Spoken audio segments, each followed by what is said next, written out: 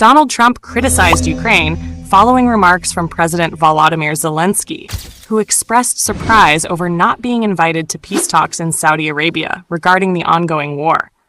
Trump stated that Ukraine could have reached a settlement earlier, emphasizing that the conflict, which began nearly 3 years ago with Russia's full-scale invasion, might have been avoided through negotiations.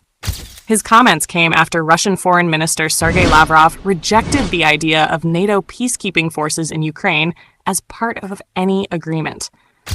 Lavrov's statement followed discussions in Saudi Arabia between U.S. Secretary of State Marco Rubio and Russian officials. Meanwhile, the U.S. and Russia announced plans to establish negotiation teams to explore options for ending the war. Speaking at Mar-a-Lago, Trump was asked what he would say to Ukrainians who might feel let down. "I hear they're unhappy about not having a seat at the table, but they've had one for years. This could have been settled easily," he said. "You should have never let it escalate. A deal was always possible," he added.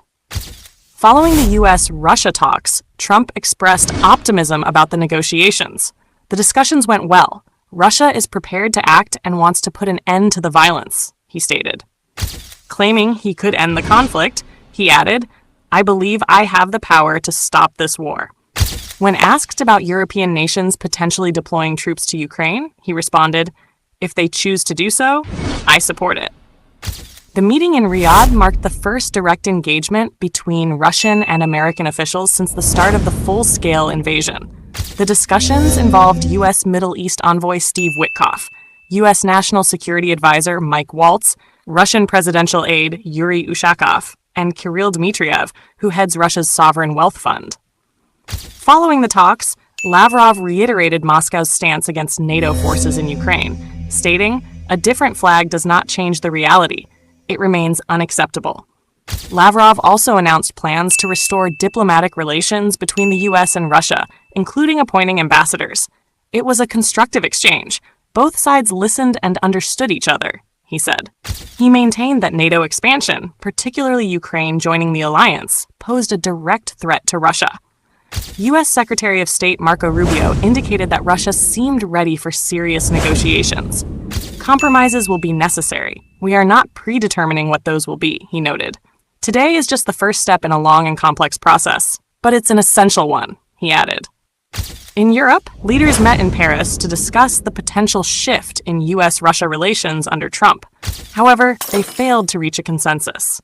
UK Prime Minister Sir Keir Starmer emphasized that any resolution must include a U.S. commitment to deter future Russian aggression, and said he would consider deploying British troops to Ukraine. German Chancellor Olaf Scholz, a key NATO figure, dismissed the idea as premature, while Polish Prime Minister Donald Tusk also ruled out military involvement. Italian Prime Minister Giorgia Meloni, the only European leader present at Trump's inauguration, expressed skepticism.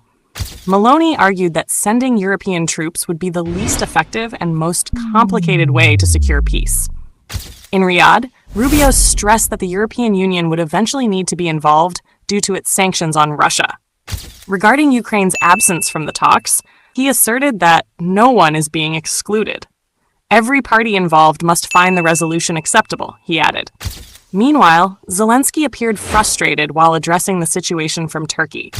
"We seek fairness and transparency. Decisions about Ukraine's future should not be made without us," he said. He likely remains uneasy about the apparent warming of ties between American and Russian officials, yet he has limited influence over any deals struck without Ukraine's direct participation. Zelensky is also aware that Ukraine's ability to sustain its defense relies heavily on continued American support.